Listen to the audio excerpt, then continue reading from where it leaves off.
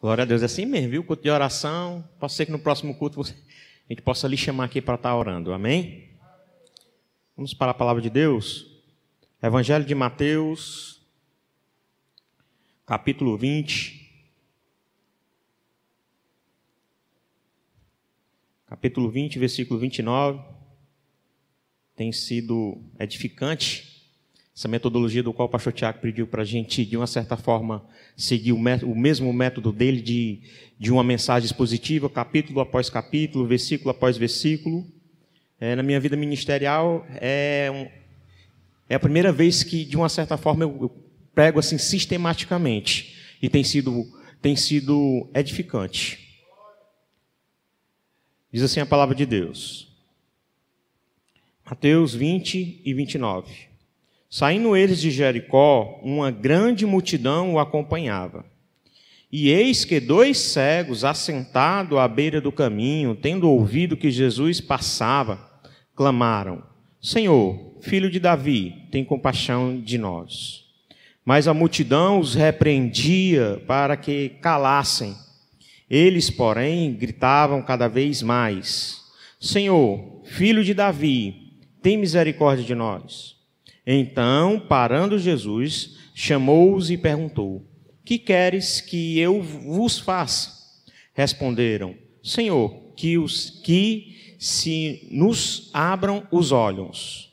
Concluído, Jesus tocou-lhe os olhos e imediatamente recuperaram a vista e foram seguindo a Jesus. Amém? Ao olhar para a palavra de Deus, como é bom, né, irmãos? A palavra cura, ela, muitas das vezes, ela traz esperança. Você crê que Deus pode curar nos dias de hoje? Você crê que Deus pode fazer o milagre nos dias de hoje? É interessante, irmãos, que ao olhar para a palavra de Deus, vamos voltar um pouquinho em Mateus capítulo 9. Mateus capítulo 9.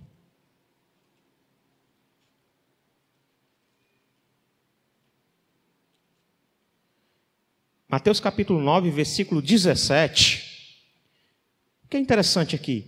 Partindo Jesus dali, seguiram-no 2 cegos, chamando: Tem compaixão de nós, filho de Davi. Tendo ele entrado em casa, aproximou-se os cegos e Jesus lhe perguntou: Credes que eu posso fazer isso? Responderam-lhe: Sim, Senhor. Sabe, irmãos, aí quando a gente chega aqui no capítulo 20, por mais uma vez, Jesus se depara com 2 cegos. Em uma Jericó, né? É interessante que eu fui estudar um pouco sobre a cidade de Jericó. E aí a cidade de Jericó, em uma época de Herodes I, um pouco depois, uma cidade linda, uma cidade paradisíaca, de jardins, de anfiteatros, digamos assim, uma cidade bem além de outras cidades circunvizinhanças. Então, o que eu estou querendo dizer? Era uma cidade bem próxima, bonita, uma cidade onde, quando o inverno chegava, irmãos, era um clima assim gostoso, um clima assim, sabe? Pensa uma cidade onde você gostaria de ficar pelo clima onde ela proporcionava a você. Aliás, para aqueles que estavam lá. Mas ao olhar a maneira como Jesus está voltando, ou chegando, ou saindo, né? Porque os evangelhos sinóticos, se a gente for ler, cada evangélico vai nos dar a entender: não, esse aqui ele está saindo, e outro evangelho ele está chegando. Para mim, irmãos, o que importa é que a palavra de Deus ela não se contradiz. Muitas vezes é a ótica de como o Espírito Santo fez com que cada escritor registrasse. Aqui, nessa passagem, 2 cegos, e nos outros sinóticos, Marcos e Lucas, um cego. Não que a palavra de Deus ela se contradiza, ela está se contradizendo, não. Simplesmente porque o Espírito Santo de Deus só quis registrar um cego naquela ótica que Deus estava tocando no coração de quem estava sendo inspirado por Deus. Vamos voltar aqui para Mateus capítulo 20, versículo 29. E saindo eles de Jericó, uma grande multidão o acompanhavam. Irmãos, pare e pense aqui comigo. Jesus chegou naquela cidade porque a cidade era linda. Jesus chegou naquela cidade porque era uma cidade que tinha um clima maravilhoso. Jesus chegou naquela cidade simplesmente porque ele sabia que tinha alguém que estava necessitando, alguém que estava fraco, alguém que estava cego, alguém que estava passando opressão, alguém que estava passando situação que não era fácil, porque qual foi o pedido que eles fizeram? Simplesmente que eles tornassem a ver. Irmãos, como é bom ver. Como é bom enxergar. Você já parou para pensar se literalmente você ficasse cego agora? Seria bom para você? Será que seria bom para mim? De que forma reagiríamos? Em ficar dependente de alguém? Em ficar pela mão de outros? Aquém de uma sociedade, porque se a gente for olhar no contexto aqui, e aí Marcos vai relatar que simplesmente eles estavam à beira do caminho, mendigando, pedindo esmola, cego, limitado, e ainda mendigando. E aí a gente vê aqui a forma como Jesus, acompanhado dos seus discípulos e da multidão, diferentemente de Mateus capítulo 9, e ali onde ele simplesmente dá o direcionamento para que não dissesse o que estava acontecendo aqui, diferentemente, Jesus está mostrando, Jesus está fazendo um milagre. Sabe o que é o interessante, irmãos? A fé gera milagre, mas o milagre gera outro milagre. Sabe por quê, irmãos? Porque qual foi a atitude desses cegos? Eles foram tomados. Qual era a situação do qual eles estavam? Uma situação, irmãos, em uma miserável. Versículo 29 e versículo 30. Diz assim a palavra de Deus: e eis que os dois cegos, assentados à beira do caminho, tendo ouvido que Jesus passava, clamaram: Senhor, Filho de Davi, tem compaixão de mim. Irmãos, a palavra de Deus está nos mostrando que ele estava à beira do caminho, mendigando. Sabe o que Deus tocou o meu coração aqui, irmãos? Que por muitas vezes está à beira do caminho, numa situação do qual esse cego estava, uma condição miserável, uma condição aquém da sociedade, onde a sociedade poderia acolher, a sociedade poderia. Mas qual era a ideia que aquela sociedade tinha? Talvez seja até uma ideia de que possa chegar aos nossos corações. Cada um por si. Hoje eu me coloquei, sabe, em uma situação semelhante. Fui comprar um medicamento em uma farmácia. E quando eu ia entrando, o rapaz disse assim, no chão: compra um pacote de biscoito para mim. E eu comprando o medicamento, eu ia esquecendo. Aí Deus disse assim: compra o biscoito e ainda fala de Jesus. Compra o biscoito e ainda leva a salvação. Compra o biscoito, abençoa, cuide. Irmãos, a olhar, sabe por quê, irmãos? Porque por muitas vezes há tantas pessoas que estão à beira do caminho, em uma situação semelhante a desse cego, e aonde Deus ele quer usar eu e você em uma atitude simplesmente a olhar pelos fracos, a orar pelos fracos, a fazer alguma coisa pelos fracos. Fracos no sentido de não ter força, ou de estar passando por uma necessidade difícil, em uma dificuldade muito grande.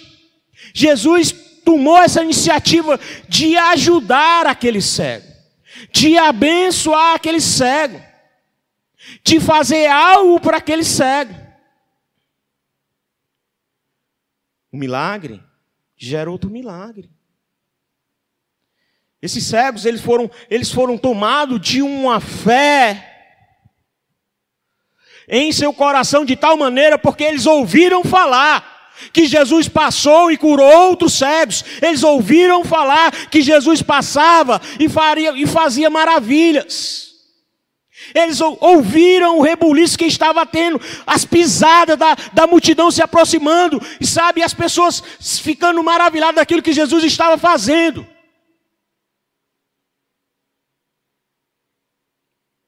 Qual foi a atitude que eles tomaram? Eles simplesmente viram não, né? Digo que eles ouviram pela fé, né? Eles viram pela fé. Mas eles ouviram que Jesus estava passando e em seu coração eles tomaram atitude. Que atitude foi essa? Simplesmente de gritar aos pés de Jesus. De gritar, clamar ao Senhor.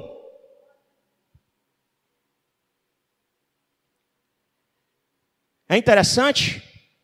É bom clamar ao Senhor? É bom gritar ao Senhor? Por que por muitas vezes você fica em silêncio? Ou eu, ou nós, né? Se nós sabemos a quem nós podemos recorrer. Se nós sabemos a quem nós podemos entregar. É interessante que à medida que esses dois cegos se levantavam em seu coração e gritavam, reconhecendo, Filho de Davi, tem misericórdia, tem compaixão de mim. Reconhecendo que a promessa de Deus se cumpriria em Jesus, reconhecendo que Jesus era o Messias, era o Cristo, era o Salvador. Talvez essa multidão que estava andando com ele não estava tendo essa percepção. Mas esse cego aqui, eles tiveram essa percepção de reconhecer. Filho de Davi, a descendência de Davi, chegou, o Messias chegou. Ele é o Salvador, ele é o Rei. Nele eu creio. É interessante que a palavra de Deus, a situação não é fácil. É uma situação miserável do qual ele se encontrava. E que parece que para piorar, se agrava mais ainda. Porque a situação é difícil. Está pela mão de outros. E ele começa a clamar a Deus e ainda, simplesmente à medida que ele começa a gritar, reconhecendo que Jesus é o Messias, é o Cristo, se levanta aqueles. Cala-te! Cala-te! Foi o que a multidão se levantou e simplesmente disse, cala-te. O calar-te, aqui, irmãos, simplesmente a multidão repreendia no versículo 31. Mas a multidão os repreendia para que se calassem. A situação não era fácil. E ainda se gravou.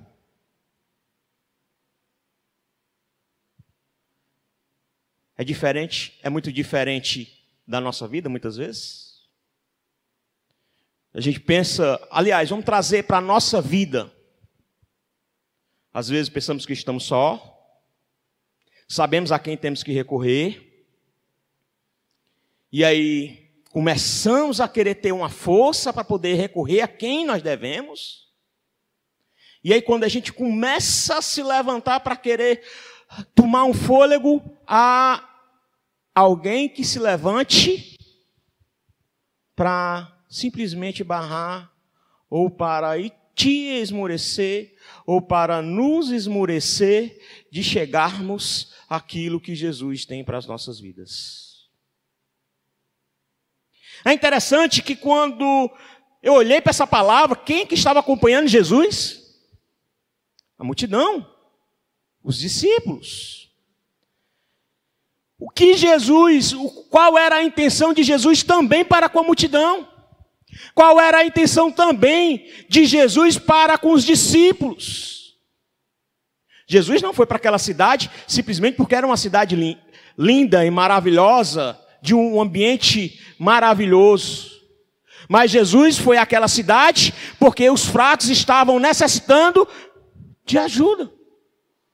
Ao olhar para a palavra de Deus, irmãos, eu vejo aqui simplesmente Jesus mostrando aos discípulos um despertamento, uma forma de ajudar, uma forma de tocar aqueles que são necessitados. Versículo 32. Versículo 31. Parte B, né? Mas a multidão os repreendia para que eles se calassem. Eles, porém, gritavam cada vez mais: Senhor, filho de Davi, tem misericórdia de nós.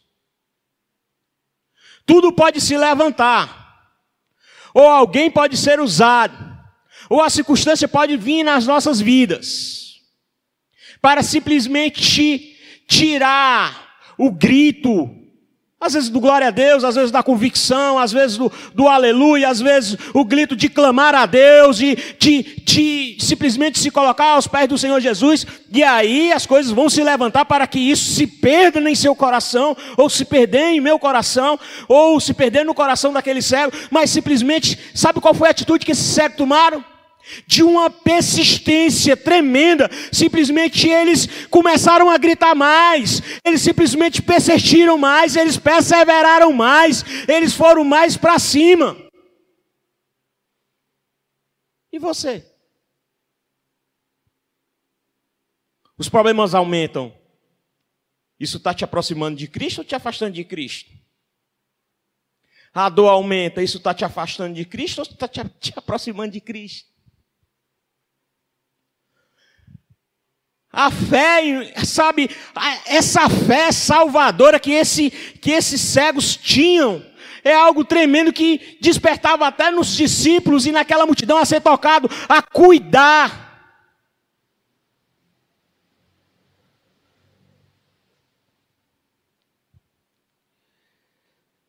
Senhor, versículo 31, Senhor, filho de Davi, tem misericórdia de nós. Pensa numa atitude louvável de persistência, de perseverança. Bom que fosse no culto de oração, a igreja em peso tivesse aqui para orar. Às vezes a gente chega no culto de oração, diferentemente de uma escola bíblica ou de um culto de doutrina, tem a mesma importância. Porque a palavra de Deus ela é vital nos nossos corações. E nós nos santificamos através da palavra de Deus. Mas a palavra de Deus nunca ela vai fluir em nossos corações ou ter vida em nossos corações se a oração não fizer parte de nossas vidas. Porque o contexto de João capítulo 17, eu até comentei com o pastor Tiago na escola bíblica. É a vida de oração do qual Jesus tinha e ensinava os discípulos e a palavra santificava em seu coração. Palavra, oração e palavra andam junto. E Jesus, ele sabia dessa importância. Jesus tocava o coração dos discípulos a se despertar também nesse aspecto. Então, parando Jesus, chamou-os e perguntou: que queres que eu vos faça? Que queres que eu vos faça? Por acaso Jesus não sabia? Jesus sabia. Por acaso Jesus não sabe o que você está passando? Jesus sabe.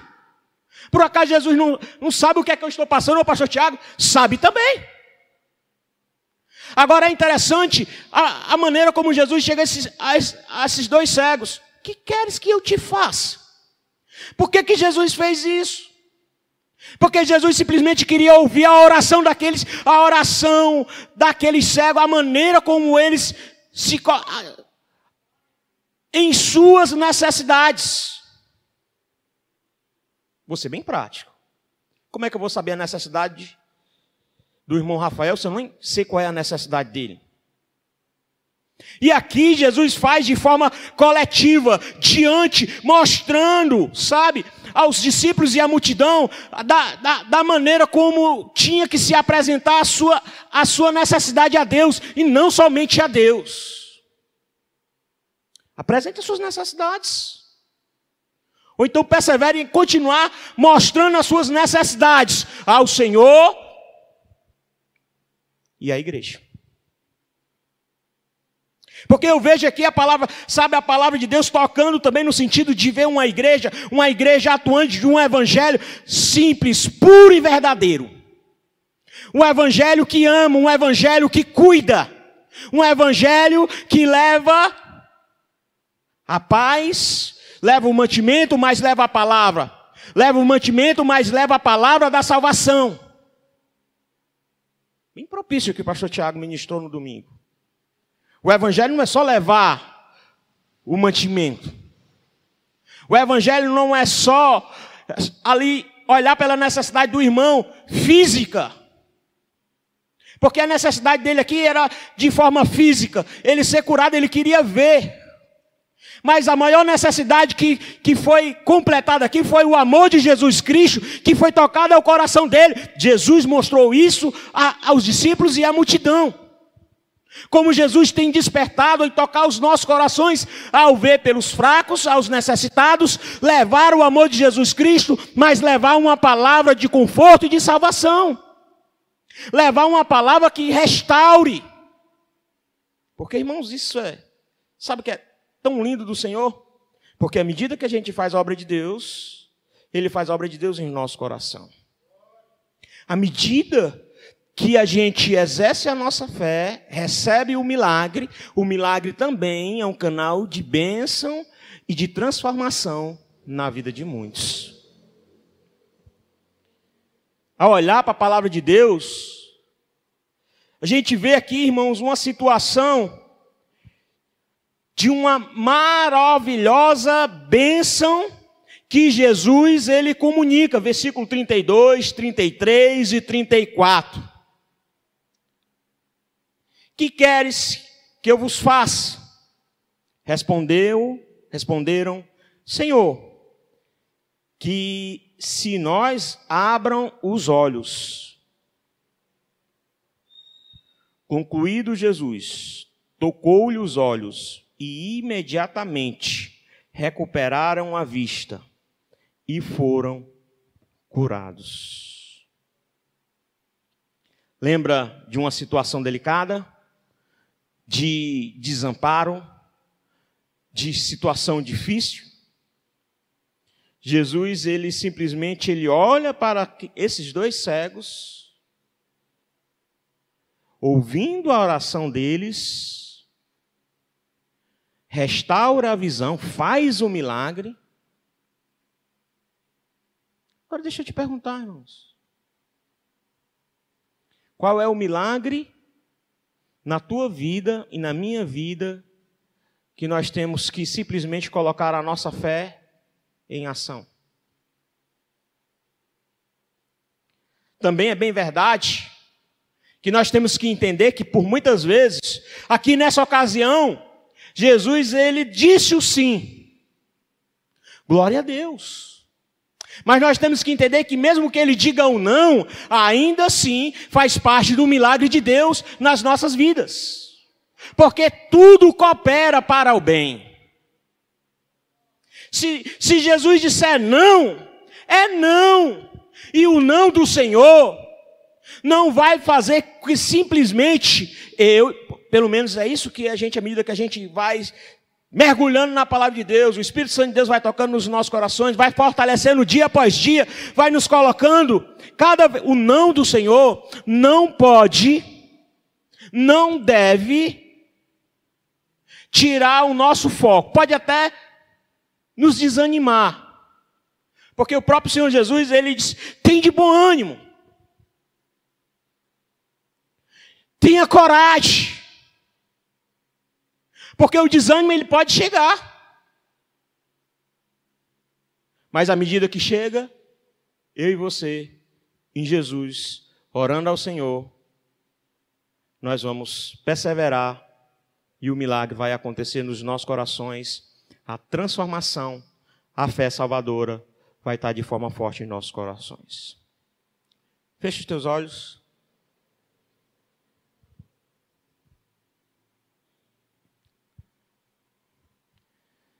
Você vê uma situação aqui desses dois cegos em uma condição miserável,